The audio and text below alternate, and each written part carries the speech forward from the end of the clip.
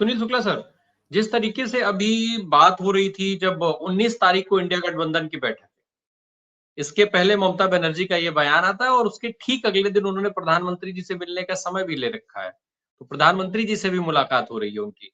एक तो जो चर्चा चल रही है कि मोदी बनाम दीदी वाला, तो क्या मोदी बनाम दीदी ये चुनाव देख रहे हैं आप? दूसरा कि अगर इंडिया गठबंधन के लिहाज से हम देखें, जैसा शशि सर कह रहे थे कि भई इतनी जल्दी और ये सारी चीज़ें क्या एक जगह पर ये ज़रूरी है कि ऐसे समय पर जब अभी गठबंधन की बैठक होनी है, आगे अभी प्लान तय होने हैं, तो उसके पहले इस तरीके की बयानबाजियाँ हों तमाम दलों के द्वारा? धन्यवाद राम प्रकाश जी। नहीं, यह इस तरह की बयानबाजियां तो बहुत उचित नहीं है। और ये ऐसी बयानबाजियों से इंडिया दल समूह के प्रयासों को लेकर के लोगों में एक अविश्वास की बात पैदा होती है। जिस नैरेटिव को इंडिया दल समूह बनाना चाहता है बीजेपी के खिलाफ, वह कमजोर होता है। और यह आपको दिखाई पड़ गया इन 3 हिंदी राज्यों में के चुनाव के दौरान। कोई चुनाव में मतों का बहुत अंतर नहीं पड़ा। लेकिन एक एक नैरेटिव जो है बनना चाहिए था कि बीजेपी के खिलाफ सभी विपक्षी दल एकजुट होकर लड़ रहे हैं। इस नैरेटिव को चोट पहुंची। उतने प्रभावकारी तरीके से लोगों के बीच में नहीं जा पाया, जो इंडिया दल समूह चाहता रहा होगा। निश्चित रूप से ममता बनर्जी इंडिया दल समूह की प्रमुख नेता है। इसमें भी कोई दो राय नहीं है कि कम से कम 2-3 राज्यों में उनका असर है। मतलब पश्चिम बंगाल है, त्रिपुरा में है, तो उत्तर पूर्व के राज्यों में भी अपना उम्मीदवार खड़े करती हैं, वहाँ भी उनका असर है। लेकिन पश्चिम बंगाल में एक बड़ा असर है और पश्चिम बंगाल एक बड़ा स्टेट है, जहाँ से बड़ी संख्या में सांसद चुन करके आते हैं। हम अब इंडिया दल समूह उनके महत्व से इनकार नहीं कर सकता। लेकिन ममता जी का वो असर मध्य प्रदेश में भी होगा, वही असर उनका उत्तर प्रदेश में भी होगा, वही असर उनका आंध्र प्रदेश में भी होगा, ये संभव नहीं है। संभव केवल यह है कि इंडिया दल समूह में कांग्रेस अकेली पार्टी है जिसका राष्ट्रव्यापी असर है। आप कांग्रेस को खारिज करके या कांग्रेस को अविश्वसनीय बना के या कांग्रेस पे हमले करके आप इंडिया दल समूह की राजनीति को आगे नहीं बढ़ा सकते, संभव नहीं है। और अगर आप कांग्रेस को खारिज करने का प्रयास करते हैं, तो आप भारतीय जनता पार्टी की मदद कर रहे होते हैं। भले आप भारतीय जनता पार्टी के विरोध की बात करते हैं। और यह ऐसा लोग मानने भी लगे हैं। आप तेलंगाना के चुनाव में ही देख लीजिए। तेलंगाना के चुनाव में बीआरएस ने कहीं कांग्रेस का समर्थन नहीं किया या विरोध नहीं किया और भारतीय जनता पार्टी का समर्थन नहीं किया। लेकिन बीआरएस की जो राजनीतिक गतिविधियां रही कि लोगों ने वहां मान लिया कि यह कांग्रेस बीजेपी के साथ है। संसद में बिलों के पास कराने में मदद करना, तमाम एक गतिविधियां रही कि लोगों ने मान लिया कि नहीं साहब दोनों लोग मिले हुए हैं और बड़े पैमाने पर लोगों के बीच में संदेश भी गया। तो अगर आप कांग्रेस को खारिज करने का प्रयास करते हैं, गोया कि गैर भाजपा राजनीति को अविश्वसनीय बनाने का प्रयास करते हैं। गैर भाजपा राजनीति कांग्रेस के बगैर संभव ही नहीं है। क्यों कि मतदाताओं ने भी कांग्रेस के खिलाफ बीजेपी के खिलाफ कांग्रेस को ही चुना है। किसी भी राज्य में आप देखिए, चुनाव के हार और जीत से ही किसी राजनीतिक दल को खारिज थोड़े कर देंगे आप। निश्चित रूप से जीत बड़ी महत्वपूर्ण होती है, सरकार बनना एक महत्वपूर्ण होता है, लेकिन उसका जनाधार कैसे हम से इनकार कर सकते हैं? कांग्रेस का जो जनाधार है 40% का, जिन राज्यों में भी चुनाव हुआ हिंदी राज्यों में, यह उतना बड़ा जनाधार तो किसी के पास नहीं है। और अगर और ये वजह इसकी वजह भी है कि लोग मान रहे हैं कि बीजेपी के खिलाफ एक मजबूत पार्टी केंद्र में कांग्रेस है, जो कभी भी बीजेपी का समर्थन नहीं कर सकती है किसी दशा में। जो लोग भाजपा से संतुष्ट हैं या भाजपा की जो ध्रुवीकरण की राजनीति है या सांप्रदायिकता की राजनीति है, उससे जो लोग असहमत है वो कांग्रेस को चुन रहे हैं। निश्चित रूप से इस तरह के बयानबाजियों से बचा जाना चाहिए। इस तरह का बयान दे करके आप इंडिया दल समूह के लक्ष्य को हासिल नहीं कर सकते। और यह जो दबाव की राजनीति है वो तो चलेगी। कोई भी राज्य, ये पहले से माना जा रहा है कि कोई भी राज्य या किसी भी राज्य में सत्तारूढ़ दल है, उसको सीट शेयरिंग में समस्याएं आएंगी, वो बहुत आसानी से लोग इसको स्वीकार नहीं करेंगे। लेकिन अगर आप गैर भाजपा राजनीति करना चाहते हैं, तो आपको भारतीय जनता पार्टी के खिलाफ मजबूती से खड़ा होना पड़ेगा और आपको ऐसी किसी भी राजनीतिक गतिविधियों को प्रोत्साहित नहीं करना होगा जिससे कहीं से संदेश जाए कि आप भारतीय जनता पार्टी की मदद कर रहे हैं। यह अगर संदेश जाता है तो उस राजनीतिक दल को नुकसान ही नुकसान होना है। और यह आपको तेलंगाना में दिखाई पड़ रहा है बीआरएस के लिए, और वही आपको कर्नाटक में दिखाई पड़ा जनता दल एस के लिए। जनता दल एस को भी भाजपा विरोधी मतदाताओं ने विकल्प के रूप में नहीं माना, वो छोड़ के कांग्रेस की तरफ चले गए।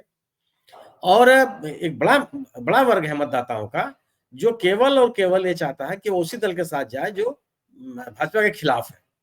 ममता जी का जो ये बयान है, यह एक इसको ये माना जाना चाहिए कि दबाव की राजनीति है, अपना अपना हर राजनीतिक दल इस तरह का प्रयास करेगा, लेकिन इसके बिना पर इंडिया दल समूह के प्रयासों को नहीं खारिज किया जाना चाहिए। इंडिया दल समूह का जो इंडिया दल समूह के बनाने और उसकी राजनीति की जो कोशिशें हैं, वह जरूरत के लिए है, वह गैर भाजपा राजनीति की आवश्यकता है। और यह सभी राजनीतिक दलों को एहसास है कम से कम कि वह कोई भी अकेला दल बीजेपी का मुकाबला नहीं कर सकता, वो कितना बड़ा नेता हो, उसको सहयोगियों की आवश्यकता है। और उन सहयोगियों के बगैर और गैर भाजपा मतदाताओं के विभाजन को रोके बगैर आप भाजपा से एक मजबूत लड़ाई नहीं लड़ सकते। यह इसका एहसास लोगों को है। और ममता जी का यह बयान निश्चित रूप से मतलब लोगों के बीच बहुत अच्छा संदेश है, और जिस मकसद से उन्होंने बयान दिया हो, लेकिन जो गैर भाजपा विरोधी मतदाता है उनके बीच इसका संदेश अच्छा नहीं जाएगा। जी सुनील सर, एक चर्चा जो पहले से चल रही थी, जब इंडिया गठबंधन फॉर्म बना था उसके बाद से लगातार एक बात होने लग गई थी फॉर्मूले को लेकर के, और इंडिया गठबंधन की तरफ से ये कहा जा रहा था कि एक सीट एक उम्मीदवार का फॉर्मूला जो है वो लेकर के आगे बढ़ा जाएगा। अभी जो रिजल्ट आया जिसका जिक्र मैंने किया, जिस तरीके से क्षेत्रीय दलों को हटा करके लोग सीधी लड़ाई में लोग आए, भाजपा और कांग्रेस को वोट किया, तो क्या अब ये फॉर्मूला और ज्यादा महत्वपूर्ण हो जाएगा कि एक सीट पर एक उम्मीदवार, और विपक्ष के लिए एक अच्छी होप भी हो सकती है ये फॉर्मूला? बिल्कुल यही फार्मूला कारगर होगा, क्योंकि आवश्यक यह है कि आप गैर भाजपा मतदाताओं के बीच में विभाजन को रोकना, और अगर आप जब विभाजन को रोकते हैं तो एक नैरेटिव ही जाता है कि आप बीजेपी के साथ मिलकर लड़ रहे हैं, आपकी संयुक्त लड़ाई है और पूरी ताकत के साथ आप लड़ते हैं। इसी नैरेटिव की आवश्यकता है, तभी आप गैर भाजपा मतदाताओं को अपनी तरफ आकर्षित और एकताबद्ध रख सकते हैं। क्षेत्रीय दलों की भूमिका से आप इनकार नहीं कर सकते हैं इंडिया दल समूह की राजनीति के तहत, क्योंकि क्षेत्रीय दलों के माने कई राज्य ऐसे हैं, उत्तर प्रदेश है, बिहार है, पश्चिम बंगाल है, झारखंड है, उड़ीसा है, जहां पे आपको क्षेत्रीय दलों की आवश्यकता है, वहां ये क्षेत्रीय दल बहुत मजबूत है। और लेकिन उन क्षेत्रीय दलों की गैर भाजपा राजनीति की विश्वसनीयता के लिए उनके साथ कांग्रेस का होना जरूरी है, क्योंकि आज पूरे देश के पैमाने पर कांग्रेस विरोधी मानसिकता वाले लोगों के लिए भाजपा विरोधी मानसिकता वाले लोगों के लिए कांग्रेस ही पहली पसंद है, क्योंकि उनको लगता है कि भाजपा के खिलाफ मजबूती से लड़ रही है।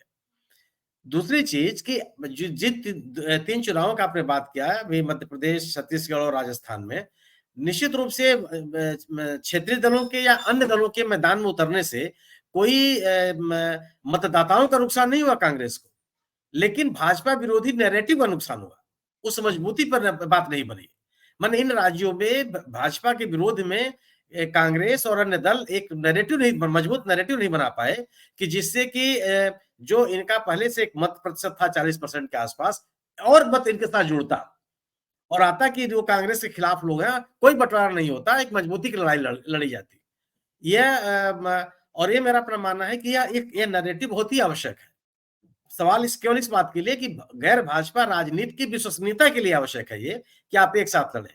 लेकिन कुछ राज्यों में एक भाजपा के खिलाफ एक उम्मीदवार की जो रणनीति है, मुझे लगता है कि बहुत कारगर साबित नहीं होगी। जैसे टीएमसी पश्चिम बंगाल, वहां पे जो अगर आप भाजपा के खिलाफ एक उम्मीदवार आएगा तो जो टीएमसी का से नाराज मतदाता है वो बीजेपी की ओर जाएगा और उससे बीजेपी को ताकत मिलेगी।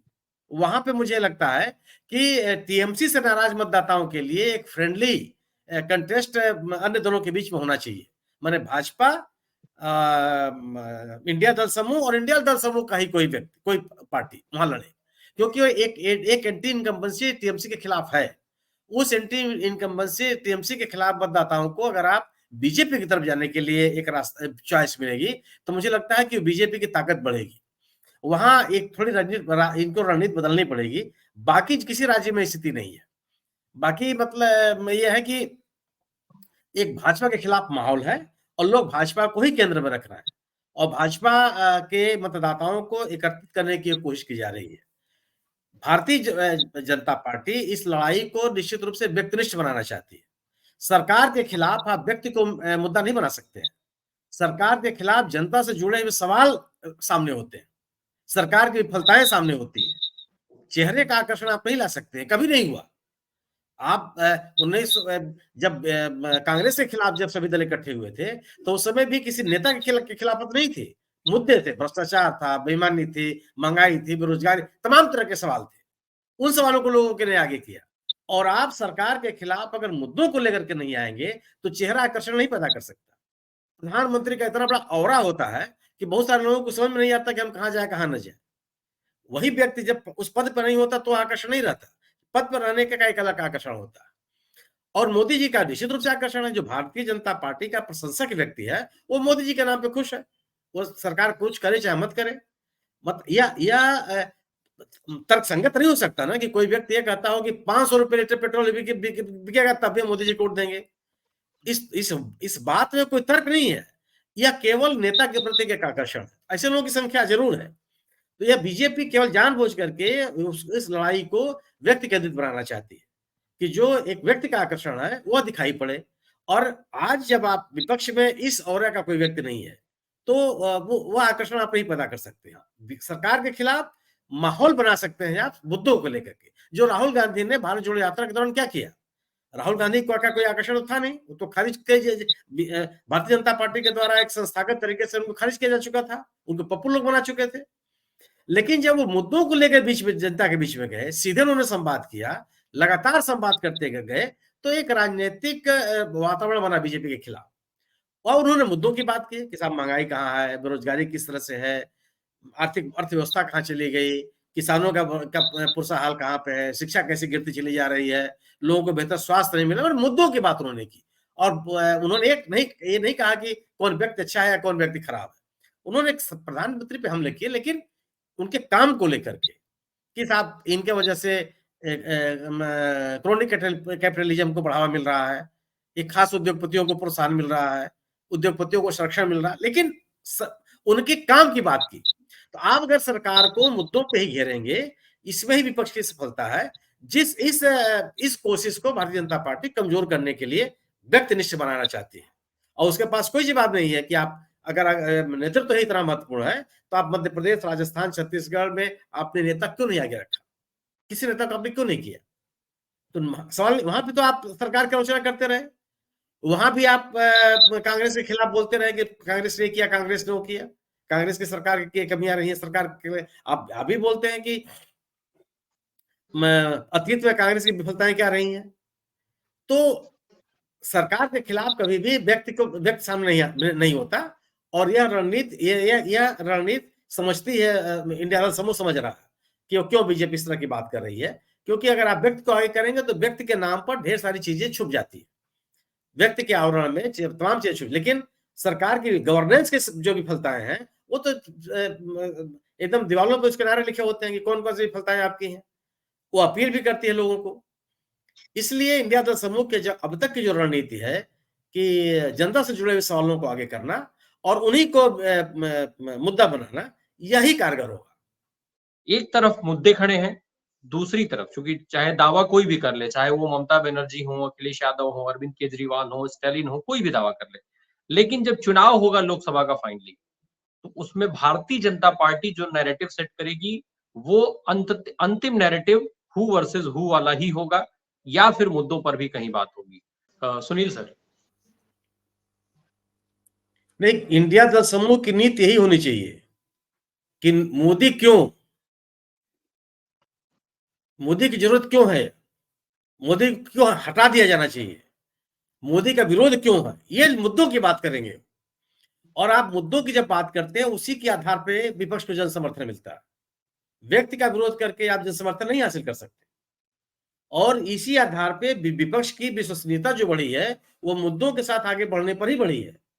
आप कर्नाटक का चुनाव याद कर लीजिए ना, कर्नाटक के चुनाव में जो सफलता मिली कांग्रेस को, वो मुद्दों के आधार पर मिली, अन्य किसी आधार पर नहीं मिली। लोगों ने उसको स्वीकार किया। हिमाचल का आप चुनाव याद कर लीजिए, किसानों का सवाल, ओल्ड पेंशन स्कीम, महंगाई, हिमाचल के विकास के सवाल, पुराने वादों को पूरा न किया, तमाम मुद्दों को लेकर गई हो। उसने किसी व्यक्ति विशेष का विरोध नहीं किया और लोगों ने जन समर्थन दिया। सवाल केवल यही है, क्योंकि अब बीजेपी चाहती इसलिए है व्यक्तिनिष्ठ बनाना उसको, कि अगर आप व्यक्तिनिष्ठ चुनाव को जब बना देंगे तो सरकार की विफलताओं की ही चर्चा नहीं होगी। उसका जो ध्रुवीकरण का मुद्दा है वो हावी रहेगा। तो व्यक्ति का चेहरा और अपनी ध्रुवीकरण की राजनीति दोनों को सफल करने के लिए आवश्यक है कि वह व्यक्ति केंद्रित बनावे। वो जनता के सवालों को सामने नहीं देने का प्रयास करेगी, क्योंकि जनता के से जुड़े हुए जो सवाल है उसका जवाब उसके पास नहीं है।